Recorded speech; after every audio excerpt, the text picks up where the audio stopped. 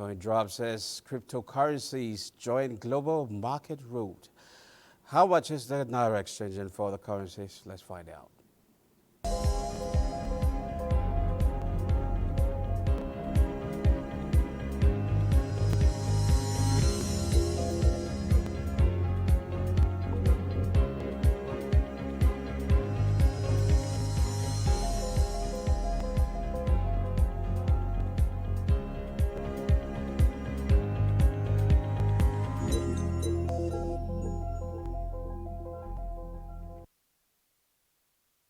To tariff. The federal government of Nigeria has acknowledged the recent imposition of a 14% tariff on Nigerian exports by the United States, stating its commitment to mitigating the impact while accelerating economic diversification. A statement signed by the Minister of Industry, Trade and Investment, Dr. Jumoke Oduwole, which was released, said the government noted that while oil has long dominated Nigeria's exports to the U.S., non-oil products, many previously exempt under the African Growth and Opportunity Act, AGOA, now face potential disruption. It added that the new 10% tariff on key categories may impact the competitiveness of Nigerian goods in the U.S. Well, and still on tariff in our discussion, the Nigerian economy already reeling from the impact of sky-high inflation and unstable exchange rates may be about to face more challenges. The fallout from U.S. President Donald Trump's tariffs, especially the ones that directly apply to Nigeria and other countries, could be significant. Now, to shed more light on how U.S. President Donald Trump's tariffs could affect Nigeria's economy, we have in the studio development economist Dr. Nia Kisiju. Well, it's always a pleasure having you on the program. Thanks for having me. Okay, well, you know, we had this conversation earlier when Trump took office, and now we are seeing it's like some would say maybe insecurity or something, I don't know. But I believe the dollar, it's a strong currency that you can walk in and out of any economy in the world. I don't know why this is happening, but with the response we've seen from the Ministry of Trade, what do you make of the response? How do you see this actually playing out? Yeah, actually, whatever I say is a reflection of a global response, you know, to the very clear, perhaps unexpected, perhaps even unreasonable policy conceptualization and deployment by the new president of the United States of America, because any economist worth its salt across the world, even before he formally announced this tariff application across board globally, the submission generally was that it harbors portends no good for the global economy or even for regional economy, for individual sovereign states and all that. So you're talking of the major champion of globalization. The United States of America, until April 4th, was the major facilitator of globalization, was a major facilitator of the World Trade Organization that with one of the pivots of its operation, you know, based on negotiated tariffs. And so and of course, it's also the custodian of the singular most, perhaps the strongest convertible currency, you know, anywhere in the world. So you think that the United States of America has everything going for it.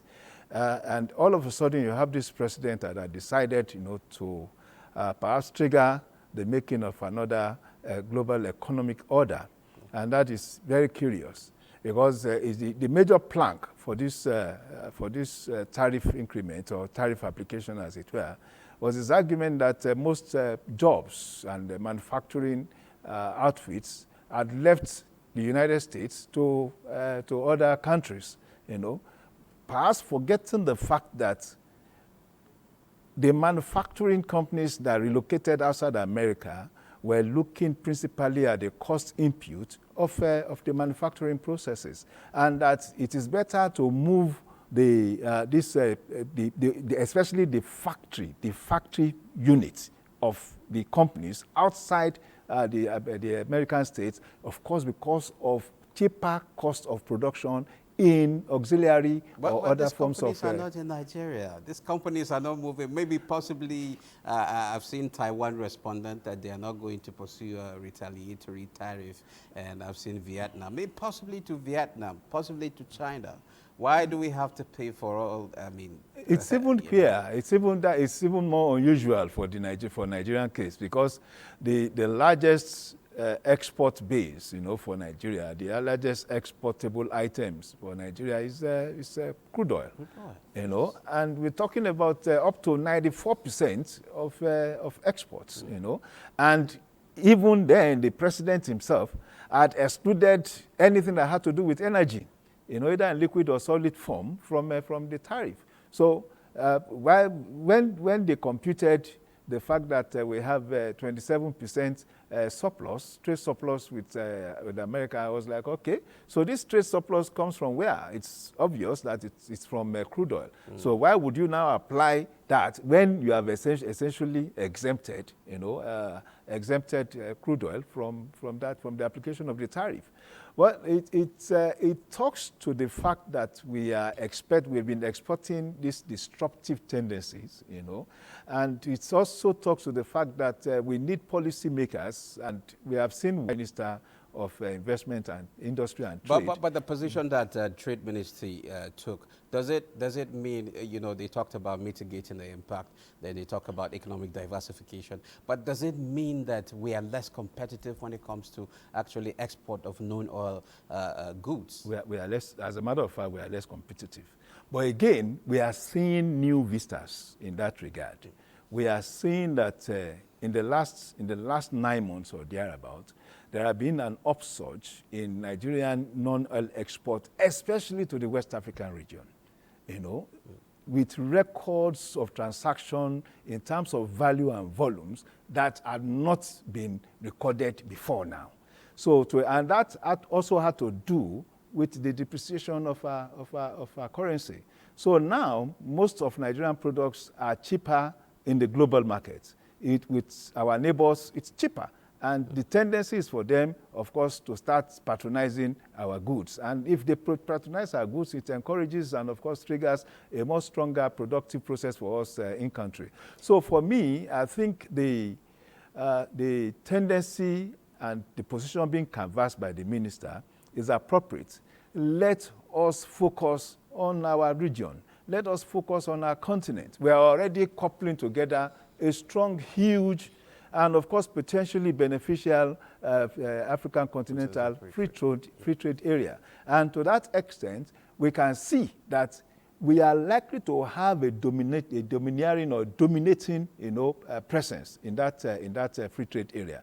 One, we are seeing what we are doing with crude oil processing. We are seeing what we are doing with agro-processing, And to a large extent, we are also seeing the encouragement being given by the federal government, as it were, even in vehicle assembling plants. By the time, I believe, and of course in ICT too, so when you look at different segments, and if it's properly curated, properly calibrated, we can see a strong presence of Nigeria in the African, free trade area.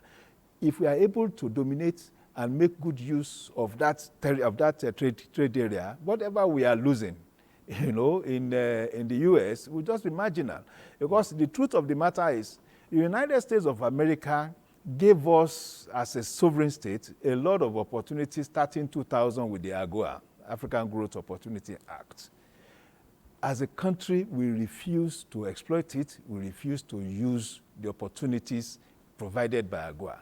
And it wasn't until perhaps 2 or 3 years ago, especially encouraged by the new administration, that we now have some businessmen, some producers and suppliers, of course, making use of AGOA, who are not related to, producing and exporting products that are not related to the crude oil industry.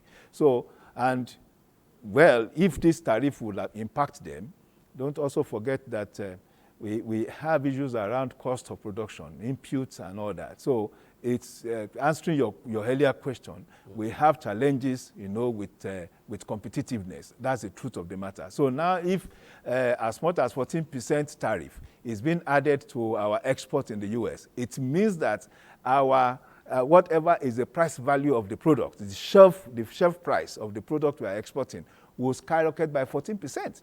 So, and of course, it's going to compete with American-based products that are not tariffed. It's going to contest again with the 10%, just the jurisdictions that are tariffed by 10%. So, however the case may be, we are disadvantaged. But I am saying, in acknowledgement of what the Minister of Trade has said, if we create all our opportunities and properly calibrate these opportunities and, of course, focus on the African free trade area, we have sectors that are already out of puberty, out of economic process puberty, that we are seeing them in maturity. In the next so many months or years, we should be able to dominate the African, free trade area in a way that the average business entrepreneur in Nigeria would be more favored than even trading in America. But what we have seen so far, we've seen like, I've seen on social media yesterday that about 50 countries are planning to actually negotiate with the US. And we've seen other countries that are planning not to actually take any actions or anything like that. Do you see Trump winning this particular trade war? I can't fathom how he would win. Yes, it's expected, and that is part of his strategy, to have the world come over and kowtow to him.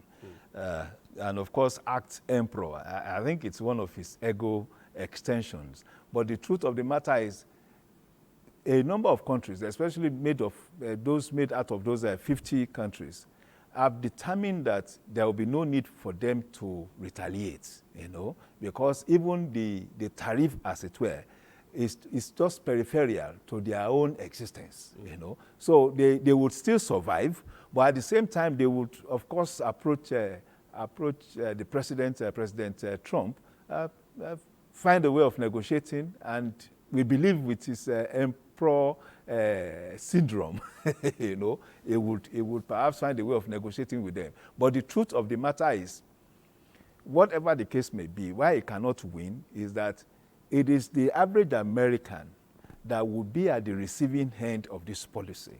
The tariffs would reflect in increase in prices, in America, and because it reflects in increase in prices, it will translate to increase in inflation figures. And that inflation figures is what the average American does not want to hear, because it is actually a way, of the Americans voted for him. Let me put it this way. The Americans voted for him because of concern over inflationary figure. Now you see increase, or we will start seeing increase in inflationary figure in the first 5 to 6 months of his time in office. So I see the president becoming unpopular, and we are seeing huge numbers of demonstrations, against the policies in the public space there. So I do not see how this policy, how it would beat or how it will persuade Americans. Okay, what lessons should Nigeria learn from this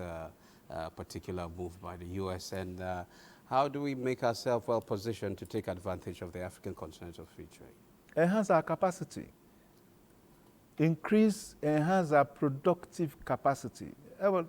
Unfortunately, we lost momentum, we lost verve over time. There has been a lot of advocacy around diversification of our economy. We had an economy that was driven by agricultural exports. Unfortunately, by the time we got crude oil, there was attention moved, both federal, state, and individual attention moved from those products, to agriculture, to crude oil, and everybody became contractors one way or the other. So what we need now to move is to intensify efforts in upgrading our production factors. One, However we need to do it, we need to boost electricity supply. It is important. 2, however we want to do it, we must find a way of providing forex, forex at stable rates at every point in time. 3rd, there must be credit, available credit, competitive rate for entrepreneurs and producers of whatever kind of segment of economy we are talking about, either in goods or in services. So the whole idea is to create a new universe, economic universe where the private sector becomes the dominant factor in that universe. Okay, thank you very much, Dr. Odie Kisiju. It's been a pleasure having you on the program. Pleasure as always.